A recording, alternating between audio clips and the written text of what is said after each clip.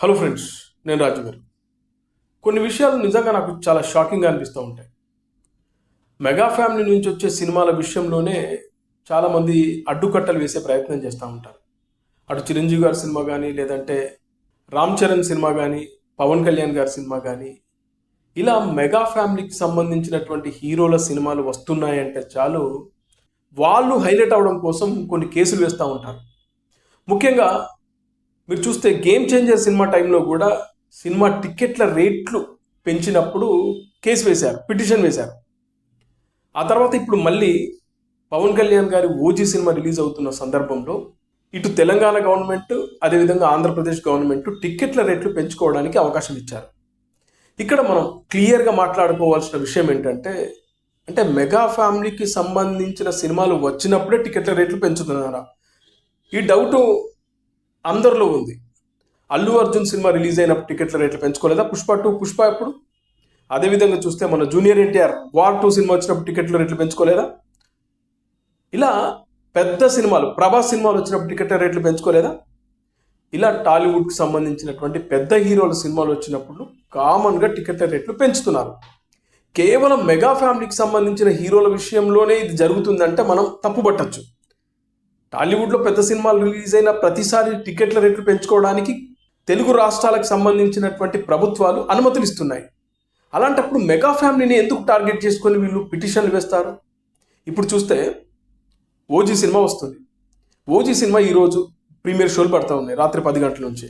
అయితే ఓ వ్యక్తి, ఒక లాయరు పిటిషన్ వేశాడు.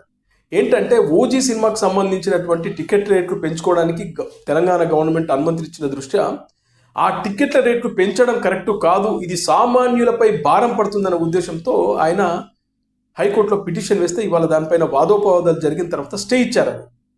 అయితే ఇప్పుడు ఆయన ఏం మాట్లాడు ఒకసారి ప్లే చేసిన తర్వాత మీకు మరికొన్ని విషయాలు మనం మాట్లాడుతున్నాం. ఓజీ సినిమాకు ఈ రోజు ఒక రోజు నైట్కు 9 PM-కు 24th నాడు 800 పెంచుకోవచ్చు. మిగతా 10 రోజులకు ఒక సింగిల్ స్క్రీన్లో 100 రూపీస్, మల్టీప్లెక్స్లో 150 రూపాయలు పెంచుకోవాలన్నటువంటి మెమో ఇష్యూ చేయడం జరిగింది. మా కంటెన్షన్ ఏంటంటే, ఈ మెమో ఇచ్చినటువంటి ప్రిన్సిపల్ హోమ్ సెక్రటరీకి ఆయనకు అథారిటీ లేదు, ఆయనకు ఇచ్చే పవరే లేదు. జనరల్గా థియేటర్ రేట్లు పెంచేటువంటి అథారిటీ జిల్లాల్లో జాయింట్ కలెక్టర్కు, హైదరాబాద్ నగరంలో పోలీస్ కమిషనర్ గారికి ఉంటుంది. సో ఇది ఇంతకుముందు పిల్లులో 2021 పిల్లులో కూడా ఈ డిస్కషన్ జరిగింది. టికెట్ రేట్లు ఇష్టారీతిన గవర్నమెంట్ నచ్చినట్టు పెంచడానికి లేదు. అలా దీనికి ఒక జీవో ఇష్యూ చేయడం జరిగింది. 2021 లోపల ఒక కమిటీ ఏర్పాటు చేసి ఈ థియేటర్కి ఎంత ఖర్చు అవుతుంది, సిటీలో ఏముంటుంది, సింగిల్ స్క్రీన్ ఏంటి, మల్టీప్లెక్స్కి ఎంత రేటు ఉంటుంది అని ఒక కమిటీ నిర్ణయం తీసుకొని దానికి ఖర్చు వేయాలన్నిటి తీసేసిన తర్వాత ఇంత రేటు ఉండాలని మాక్సిమం 300, రీక్లీనర్కు మల్టీప్లెక్స్లో 300, మినిమం 100 నుంచి 150 రూపాయలు డిసైడ్ చేయడం జరిగింది. దానికి అగనిస్ట్గా వాళ్ళు ఇచ్చిన జీవోకు వాళ్ళు అగనిస్ట్గా ఇది ఒక్కటే సినిమా కాదు, ఈవెన్ ఇంతకుముందు ఉన్నటువంటి జీవోలో ఈవెన్ ఇంతకుముందు మన గేమ్ చేంజర్ సినిమాను కూడా ఛాలెంజ్ చేస్తే ఆ రోజు కూడా గవర్నమెంట్ అండర్టేకింగ్ ఇచ్చింది, మేము ఇప్పటి నుంచి రేట్లు పెంచము. ఈవెన్ అసెంబ్లీ సాక్షి కూడా ముఖ్యమంత్రి గారు కూడా చెప్పిన మేము బెనిఫిట్ షోలకు కానీ మిగతానికి మేము పుష్ప తొక్కిసలాట తర్వాత. కానీ అవన్నిటిని తుంగలో దొక్కుతూ మళ్ళీ కంటిన్యూగా ఇట్లాంటి మెమోలు ఇవ్వడం అనేది వాళ్ళు ఇచ్చినటువంటి జీవోలకు, చట్టాలను తుంగలో దొక్కి నీకు లేని పవర్ను తీసుకొని హోమ్ సెక్రటరీ గారు ఇవ్వడం జరిగింది. దాన్ని ఈరోజు కోర్టు వారు పరిశీలించి గౌరవ న్యాయస్థానం మీకు లేని పవర్ను ఇవ్వడం జరిగింది. ఇది ఏ రేషన్ల ప్రకారం మీరు టికెట్ పెంచారు, ఇష్టారీతిని పెంచారు. కొద్దిమంది ఎగ్జిబిటర్లకు, నిర్మాతకు లాభం చేసే విధంగా చేసి సాధారణ ప్రజల యొక్క నడ్డి వేసేటువంటి విగ్రహాలపైన భారం మోపదు. సాధారణ ప్రజల నడ్డి విరుస్తున్నారు అన్నారు. మంచిదే. సాధారణ ప్రజలు ఇవ్వలే గుర్తుకొచ్చారా వీళ్ళకు? ఓజీ సినిమా అప్పుడు, లేకుంటే గేమ్ చేంజర్ సినిమాలు అప్పుడే వీళ్ళకు సాధారణ ప్రజలు గుర్తుకొస్తున్నారా? నేను ఒకటి అడుగుతున్నాను, తెలంగాణ గవర్నమెంట్ కానీ, ఆంధ్రప్రదేశ్ గవర్నమెంట్ కానీ మద్యం రేట్లు పెంచలేదా? అది సాధారణ ప్రజల మీద భారం మోపినట్టు కాదా?